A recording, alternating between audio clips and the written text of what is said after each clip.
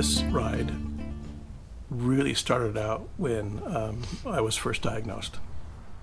One of the most common comments that I get when I'm riding, especially on longer trips, is usually by some kind of adventure admirers, and typically the comment is always, "Oh, someday," you know. And maybe you, as a rider, you've made that same remark: "Someday I'm going to go ride up to Alaska," or "Someday I'm going to hit the tail of the dragon," or whatever the case might be. I've been quoted as saying that someday is someday until one day, and that one day for me was February 5th, when I was diagnosed after extensive biopsies with mantle cell lymphoma. And if you went through and looked that up, you'd find that there's not a lot of good positive things about that. It's an aggressive and terminal cancer. There's no cure for it, and the course of action's pretty terrible as far as both its treatment and what it does to you. I've been diagnosed as a stage 4 that way as well. So I made a few phone calls to people where I didn't want them to find out by any other means about what was going on. And two of those folks that I called were Ed and Brian. So I made the phone call to Ed. So Eric calls me, says, "I got a bucket list. I want to go on a ride, and I want to go with you." And in that same conversation, he told me that he had been diagnosed with a cancer. And then I chatted with Brian about it. I can't remember if it was a phone call. I'm sure it was. I can't imagine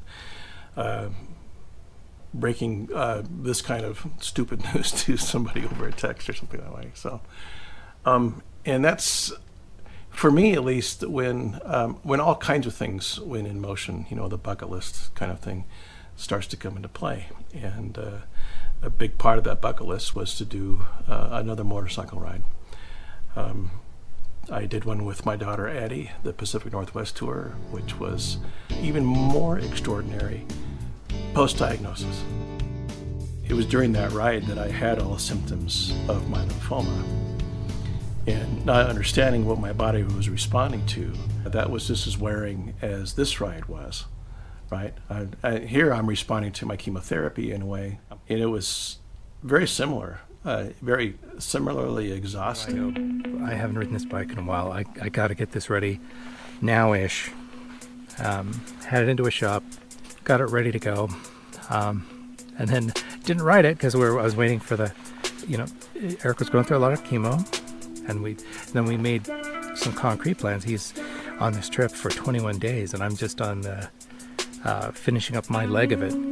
I did a bit of study on road trips and how to be on a bike and manage curves and balancing and counterbalancing. I confess, up until 2 or 3 weeks ago, I couldn't do a U-turn for crap. I was terrible at U-turns, but I decided I'd better step up a little bit. I didn't know anything about camping either, so I rode my bike from St. George to Bountiful so that I could get equipped. And he told me to buy panniers. I didn't know what a pannier was. I had to look that up. But I said, okay, I'm going to buy some panniers. So he taught me how to stuff them. And then a few nights ago, pitched my first tent, put up my first tent in, I don't know, 40 years. Oh, it's been a long time. But so it's been like a new adventure. So it's like from scratch. And so it could be the start of a lot of new adventures, I hope. I hope it is. We attempted a trip to the north rim of the Grand Canyon and ran into some bad weather and circumstances and ended up having to abort that trip after just, I think, one night. My observation in that, and Eric and I kept talking about how we enjoyed traveling together and we enjoyed our time together and it would be great to do more traveling together.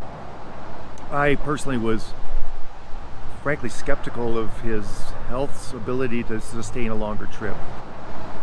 I started penciling out this very lengthy trip of 9 parks, the one that Eric and I are on right now.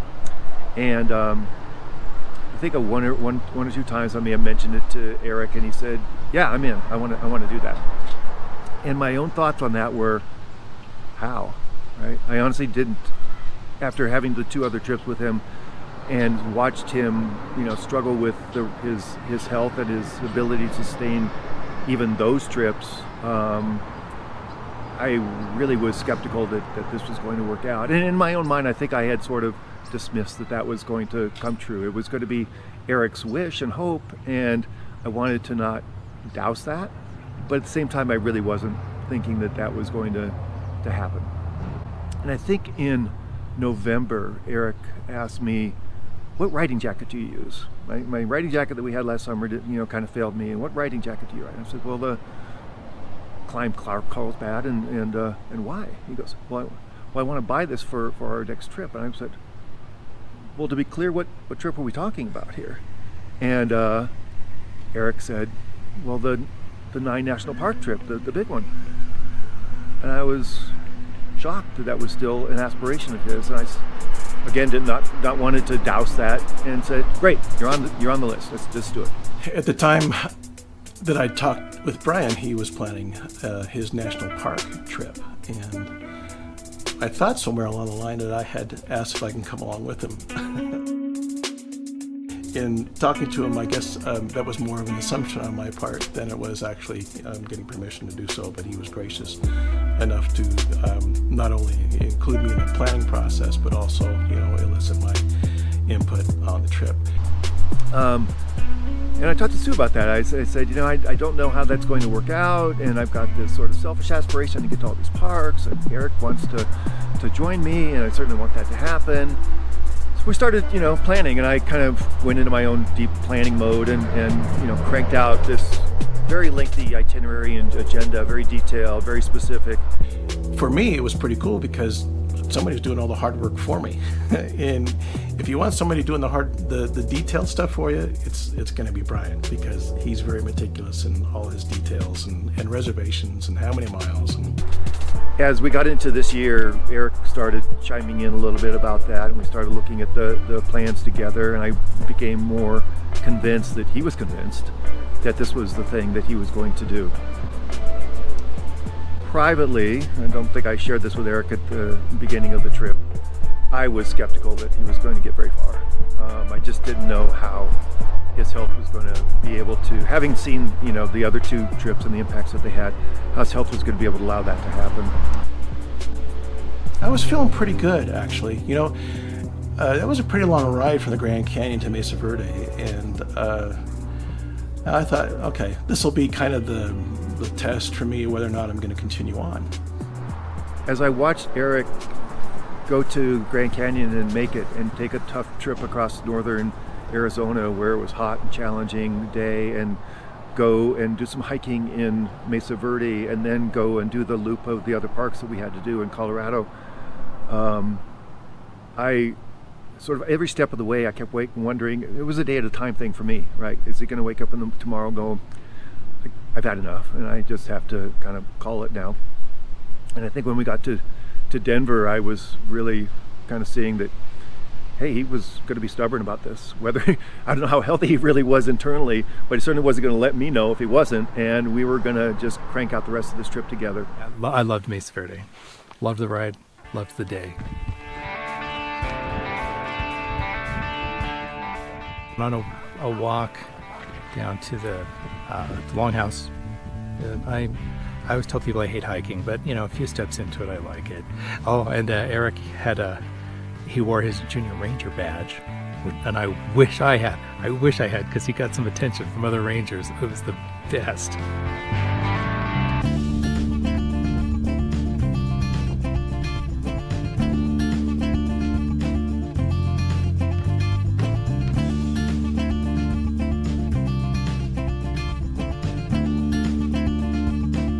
It put me into a context of understanding that we are not as advanced as we think we are. They're using math, they're using critical thinking, they're they would have to have organized in terms of their labor and who's going to be doing what, who's going to become an expert in stone laying or stone cutting or irrigation or whatever the case might be.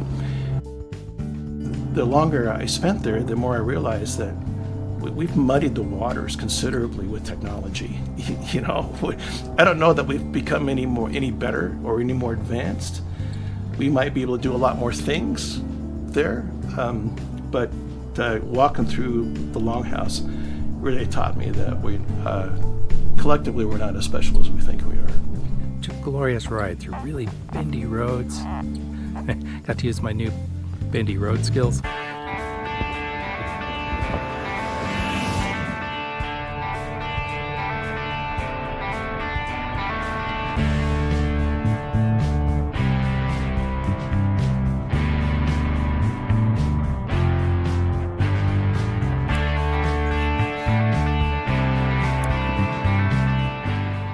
So the air hits that first hole, goes through the... David is a Renaissance man, surely, and is currently acting as a host ranger at Mesa Verde. So he was able to kind of give Brian the inside scoop to the park. I got a junior ranger badge that I was able to exploit during my my time in the park. But the highlight with David was when he brought out one of his flutes that he had made and played for us.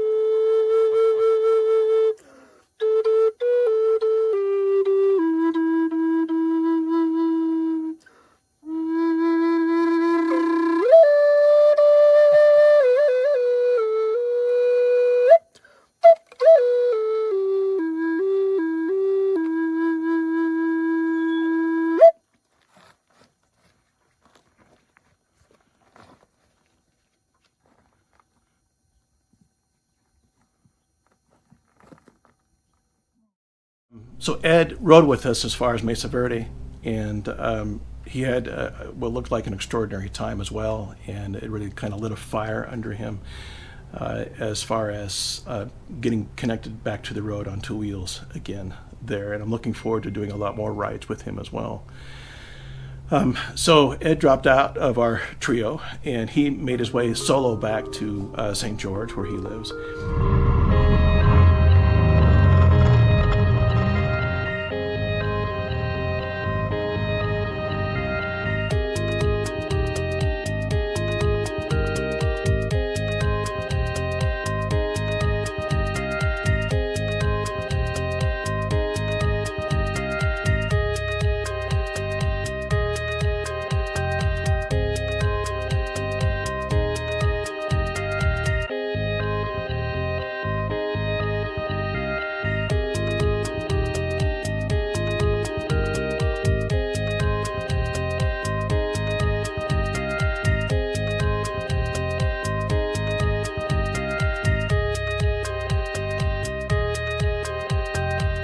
And following that, we went to the Black Canyon of the Gunnison, and which is immensely surprising in terms of, Mesa Verde was in terms of what the Pueblo people could do. Black Canyon gives you this condensed version of the power of water and wind and what Mother Nature can throw at something and create these extraordinary canyons and rock faces. It was amazing. I had no idea.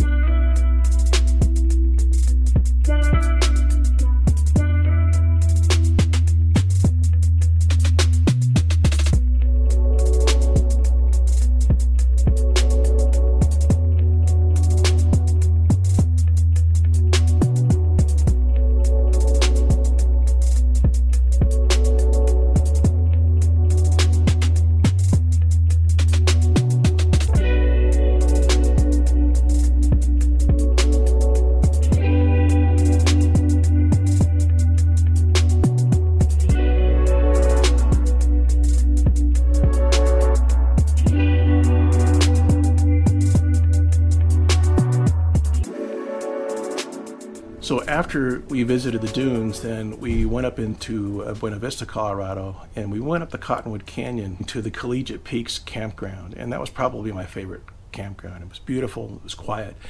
It was logistically good for, the bikes were nearby the tents, that kind of thing.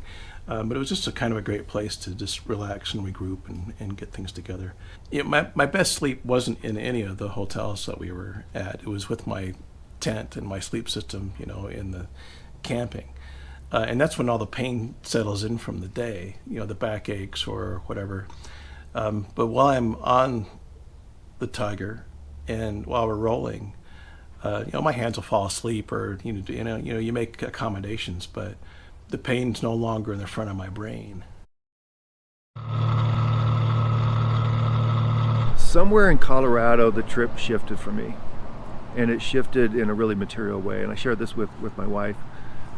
But I was loading on proteins and just trying to keep my energy going, and that was a trick for me, I think, really to keep this whole thing perpetuated, keep it going. But it started to take its toll, after a while.